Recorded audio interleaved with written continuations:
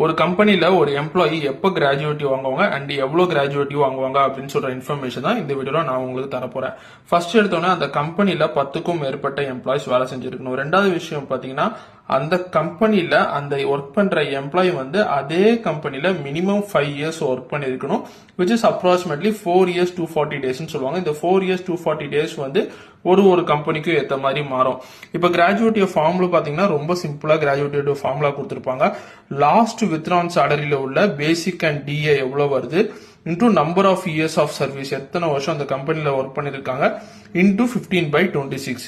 For example, உங்களோட last drawn basic and DA salary எப்படி எடுக்கிறது? உங்களோட சேலரி ஸ்லிப் எடுத்துட்டு அதுல ஃபர்ஸ்ட் காம்பனண்டே பாத்தீங்கன்னா பேசிக் அண்ட் டிஏ அப்படின்னு சொல்லி தான் கொடுத்திருப்பாங்க. ஃபார் எக்ஸாம்பிள், ஒரு எம்ப்ளாயோட சேலரியோட பேசிக் அண்ட் டிஏ வந்து 80,000 இருக்குன்னா 80,000 அப்படின்னு சொல்லி எடுத்திருக்கேன். Number of years of service, எத்தனை வருஷம் அந்த எம்ப்ளாயி அந்த கம்பெனில